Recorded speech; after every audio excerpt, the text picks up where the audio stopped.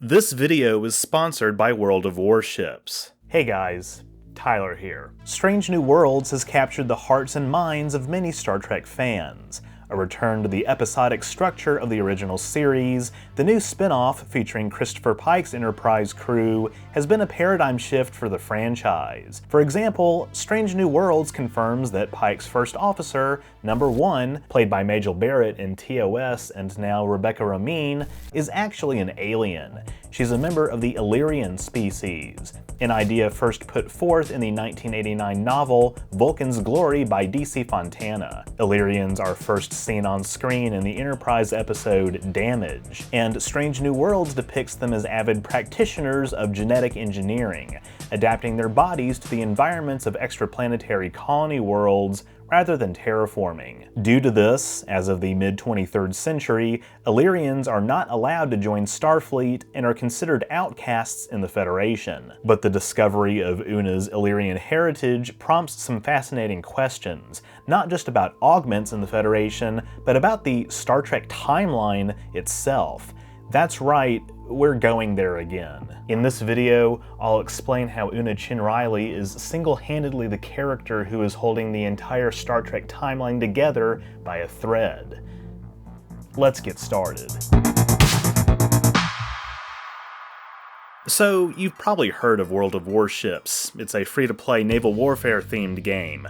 With World of Warships, you command a massive fleet featuring some of history's most iconic war vessels, unlocking new ones as you prepare to dominate the seas. Highly detailed weather effects make each battle unique and force you to change tactics. You'll really feel like you're there. There's always a steady stream of new missions, updates, and events each week to keep you and your friends engaged for hours on end. Alright, all that sounds pretty cool, but get this. What if you added Q from Star Trek into the mix? In World of Warships' latest integration, Q, curious to know how commanders from across the system fare without the aid of modern technology, has sent select representatives back in time to command warships from Earth's history. Will they fail or succeed? It's up to you. Hurry and log into the game now to unlock a unique Star Trek port, and complete special combat missions to unlock one of 4 new Star Trek commanders for free: Picard, Spock, Gowron, or Sela. You can even tour the Enterprise bridge, and there are other special Trek customizations like patches, flags, camos, ship skins, and more. World of Warships has a large active community that brings all types of people together. Join clans for competitive game modes and talk with fellow wargamers on the official Discord. Download World of Warships using the link in the description below,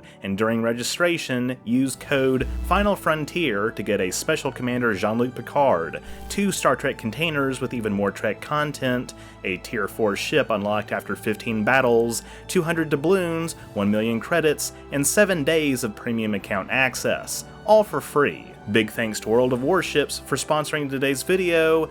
Now, let's get back to it. First, a little more background about Number 1 herself. After having been born on Illyria at the age of about 5 or 6, Chin Riley encountered a Starfleet crew that visited her planet.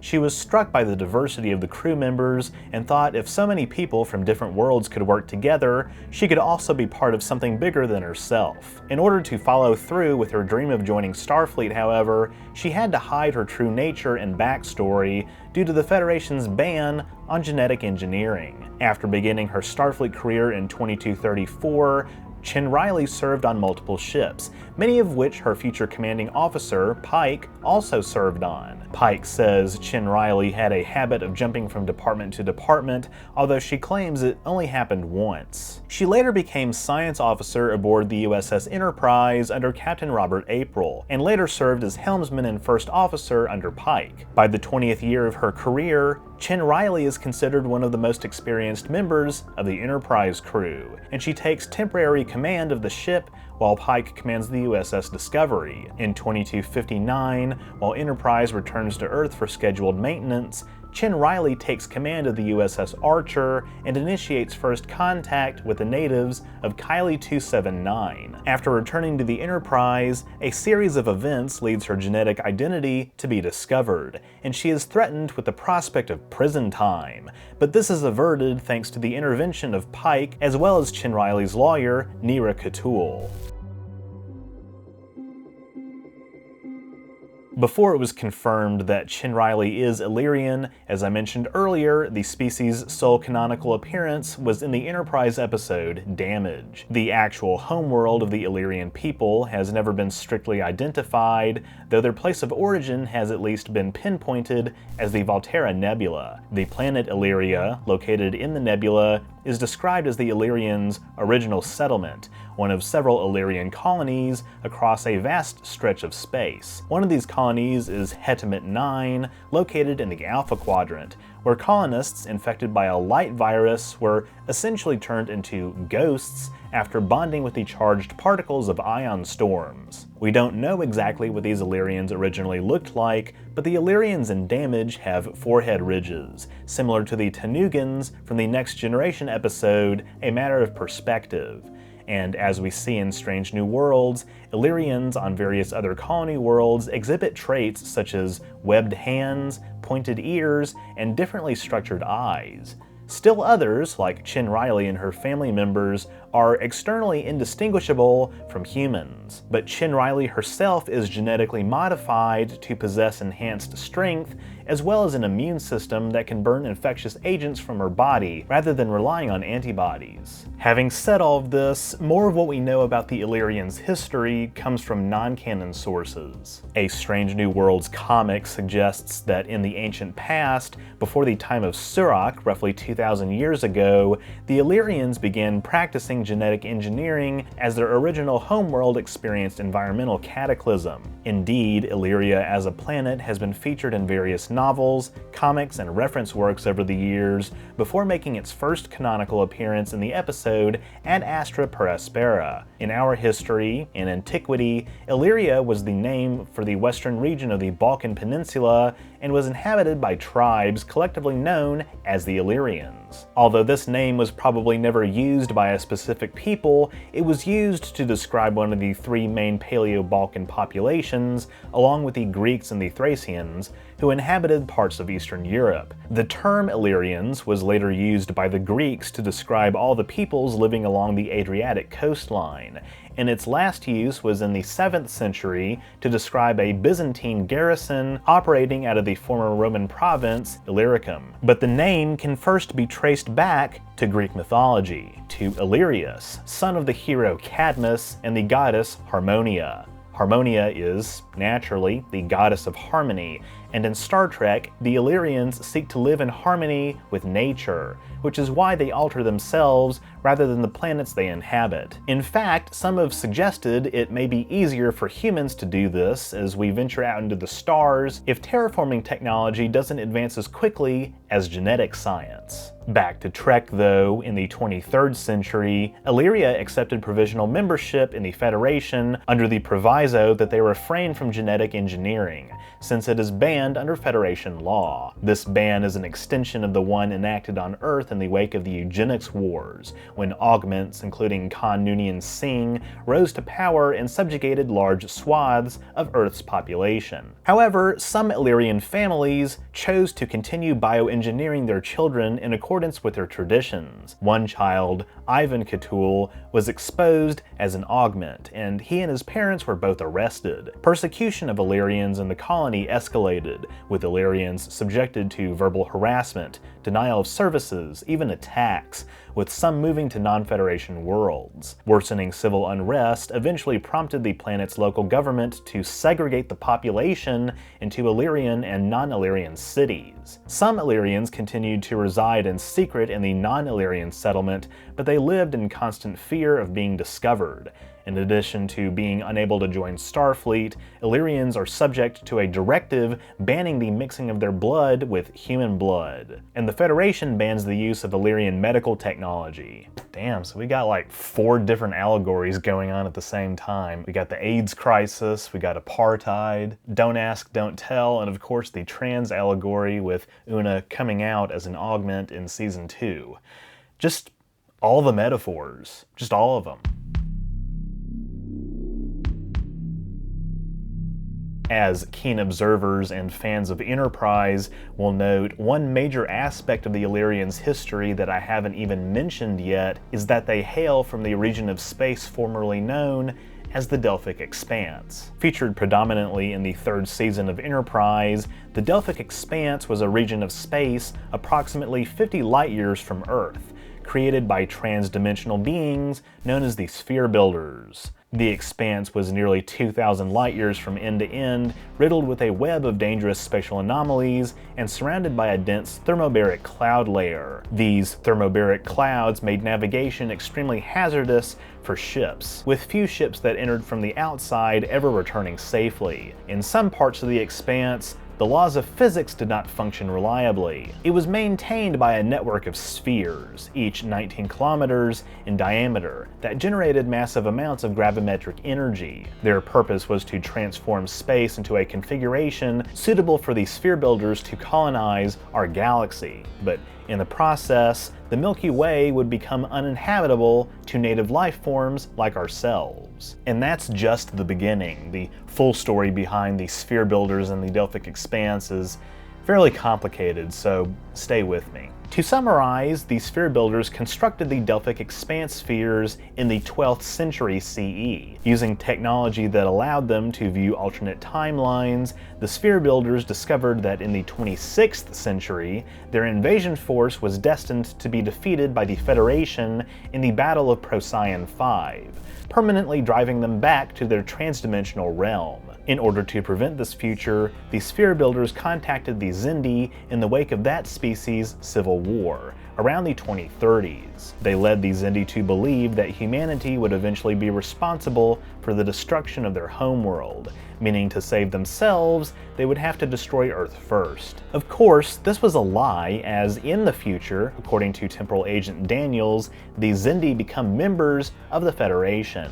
Nevertheless, in the Season 2 finale of Enterprise, we see the Xindi attack Earth with a prototype of their superweapon, killing 7 million people, including Trip Tucker's sister Elizabeth. In Season 3, the crew of the NX-01 spends nearly 10 months in the Delphic Expanse in an attempt to locate the Xindi and destroy their superweapon. After convincing the Xindi that they were manipulated, Archer enters into an alliance against the Sphere Builders, and Enterprise is successful in destroying the entire Sphere network. As a result, the Expanse, including its outer thermobaric cloud layer, effectively ceases to exist. Later, the region that formerly constituted the Expanse and includes Illyria is part of Federation space. Modern reference materials, which have been used as the basis for new canon maps, place this region in the Beta Quadrant near the Federation Klingon border. Stellar Cartography, the Starfleet reference library, suggests that the Expanse existed at an angle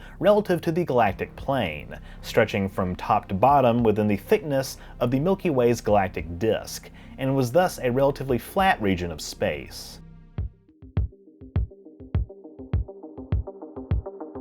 One might wonder though, well, what's the problem? Why are we talking about this? Enterprise is a prequel to the original series, so end of story, right? Well, not so fast. You see, Strange New Worlds has effectively retconned certain aspects of the Star Trek canon, mostly pertaining to the Eugenics Wars. But as I pointed out in a 2023 video about the Trek timeline, the changes that Strange New Worlds has employed may merely serve as confirmation of retcons dating back all the way to the first episode of TNG, Encounter at Farpoint, which aired in 1987.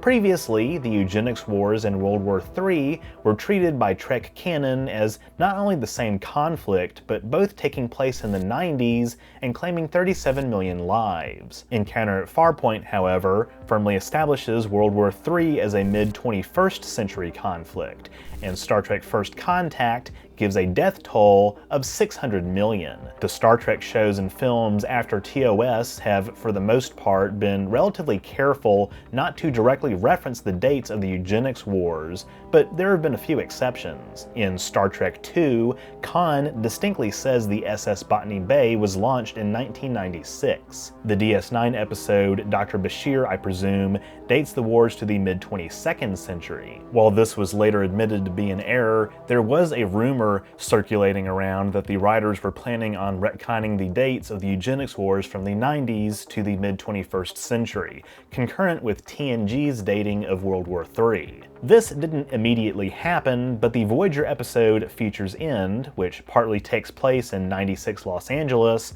shows a world that isn't really shaken by global conflict against augment dictatorships. It's unlikely the rumor was true, because that would have resulted in a lot of angry fans and having to explain that, like, records got destroyed or something. How could Spock be wrong? He's Spock! The mid-1990s was the era of your last so-called World War. Well, lo and behold, in 2001 came the temporal Cold War arc in Enterprise, which the writers have recently used to explain certain discrepancies in canon. And would you look at that, the Strange New Worlds episode Tomorrow and Tomorrow and Tomorrow, which has become the most oft-referenced episode of that show on my channel, something that my editor may or may not be getting sick of at this point, I don't know, confirms that at some point, Khan's birth and the Eugenics Wars were indeed delayed to the 21st century. This was the result of Romulan temporal interference to slow down human technological progress. Indeed, certain clues indicate the undercover Romulan temporal agent we meet in the episode, Sarah,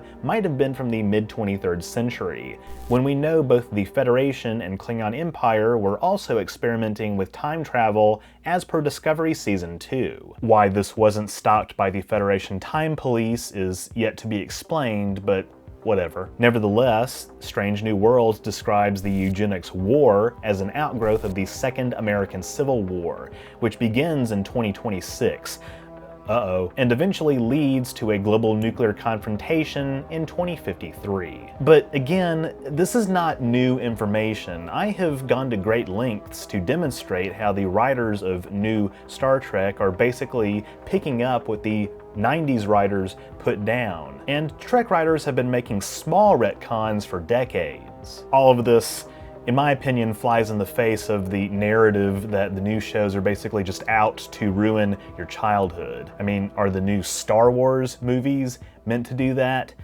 Maybe, but that's a separate conversation. Mickey Mouse will pay! Funny enough, Phlox does make an offhand reference in Enterprise to the work of Eric Soong being based on 20th century genetic engineering.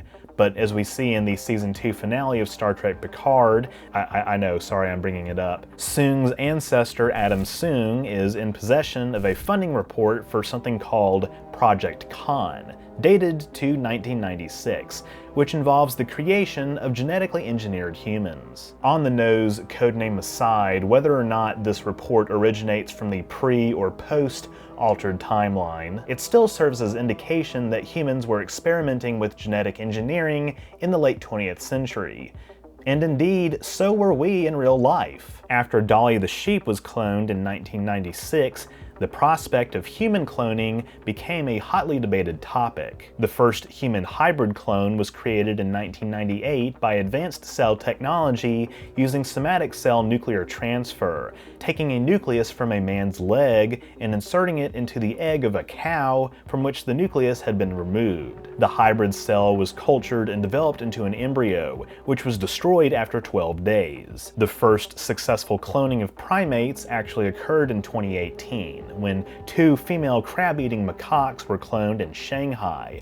Also in 2018, there was the He Jiankui affair, in which He Jiankui of the Southern University of Science in Shenzhen, China, used CRISPR-Cas9 to edit 3 unborn children's genomes to make them resistant to HIV. This is likely the namesake behind the Shenzhen Convention and Star Trek, an international agreement regulating human genetic research, which Adam Soong was found to have violated in 2024.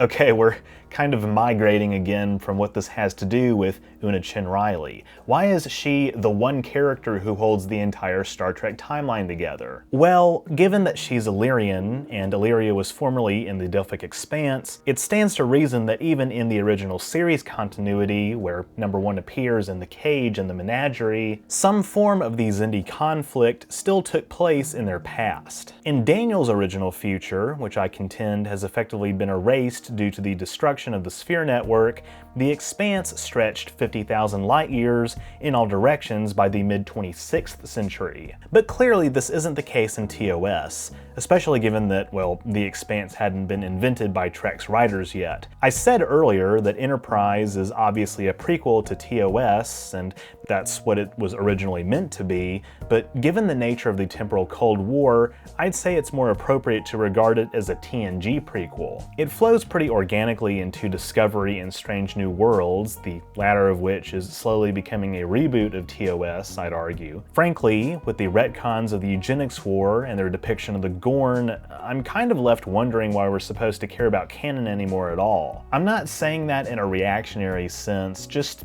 kind of matter-of-factly. And in fact, some friends of the channel like Rowan J. Coleman have made videos to this effect. But anyway, episodes like Regeneration clearly place Enterprise in the same continuity as TNG, and humans' long recovery from the horrors of World War III is more consistent with that war being a mid-21st century conflict than a 90s conflict. And yet, number 1 is still on Pike's bridge in TOS. So theoretically, here's how the changes to the timeline might have played out. The sphere builders construct the Delphic Expanse spheres in the 12th century. They see they're destined to be defeated by the Federation and so contact the Xindi, leading to the Earth-Xindi conflict. The sphere network is destroyed, allowing Illyrians and other species to integrate into the future Federation. The events of the original series and the TOS movies play out. Events beyond this date may resemble the TNG era we're familiar with to one degree or another, but it's not exactly the same. At some point, the Romulans, or another faction for that matter, interfere with Earth's past and create a new timeline, potentially branching from the 1950s, delaying human genetic research and thus the Eugenics Wars. Daniel's future is one of the many created from this timeline, including the Battle of Procyon 5, which prompts the sphere builders to contact the Xindi and start up that whole thing again. The events of Enterprise, the new shows, and the TNG-era shows ensue, constituting the revised Prime Timeline. While it might seem odd to suggest that the sphere builders would attempt to invade the Milky Way on multiple separate occasions, the fact of the matter is, we already know that this was the case. In Star Trek Beyond, part of the Kelvin timeline trilogy, Balthazar Edison makes a reference to his service as a Mako during the Xindi conflict. Since Simon Pegg has confirmed the alternate reality's history was already subtly different prior to Nero's arrival, this serves as precedent for the sphere builders attempting to invade our galaxy across multiple parallel universes. The same probably goes for the Mirror Universe, since In a Mirror Darkly implies the temporal Cold War happens in that reality too. It's also possible that the Delphic Expanse might have never been created in the TOS continuity.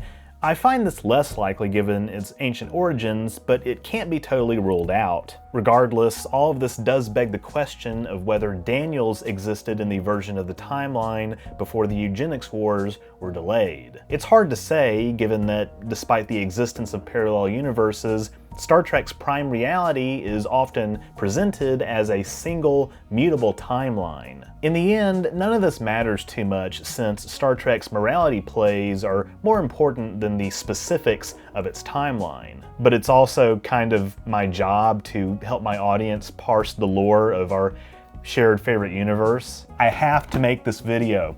They're making me make this video. No matter how you slice it though, the mere presence of Una Chin Riley on Pike's bridge in TOS, Discovery, and Strange New Worlds acts as a sort of glue that binds the various iterations of Trek's timeline together, and I think that's kind of neat.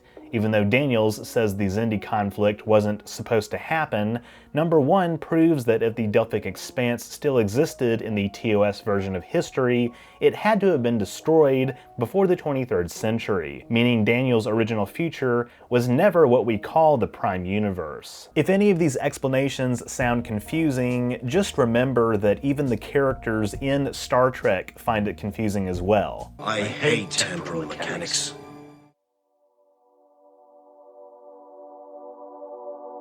So, was this worth making a 20+ minute video about? Probably not. You guys let me know your thoughts down below. And let me know your thoughts on number 1 as a character and the Illyrians as a species as well. I think the Illyrians are actually a pretty interesting race with a rather tragic backstory. And given number 1's legacy, it makes sense that she'd be the face of Starfleet recruitment posters by 2381. Oh, numero una! Hottest first officer in Starfleet history! I mean, he has a poster of you up in his bunk. A poster? You mean like a pin-up poster? It's a poster that is pinned up. Are we saying the same thing? This has probably been my most difficult script to write in a long time for what should probably be obvious reasons, but I hope you enjoyed it nonetheless. So, what are your favorite theories about the nature of the Star Trek timeline? Let me know your thoughts about that down below too. With that, thank you all so much for watching. If you enjoyed this video, be sure to leave a thumbs up down below and don't forget to share it. That stuff really helps me out. If you haven't subscribed yet, be sure to do that as well so you won't miss future uploads, and click the bell icon to receive all notifications. If you want to support my work even further, you can become a patron at patreon.com/OrangeRiver, link in the description, or become a YouTube member by clicking the join button on my channel page. I just want to give a quick shout out to all of my donors who allow me to bring on outside talent like editors to make more high quality content for you to enjoy. By becoming a patron or member, you also get access to awesome perks like behind the scenes photos and videos, patron and member only polls, name in the credits, merch discounts, and more. Or you can drop a one-time super thanks or PayPal donation, all are appreciated. Links to my PayPal as well as my social media and merch store are in the description too. And big thanks once again to World of Warships for sponsoring this video. Download the game using the link in the description below. And during registration, use code FINALFRONTIER to get a Special Commander Jean-Luc Picard, 2 Star Trek containers with even more Trek content, a Tier 4 ship unlocked after 15 battles, 200 doubloons, 1 million credits, and 7 days of premium account access, all for free. That's all I have for this week. Live long and prosper.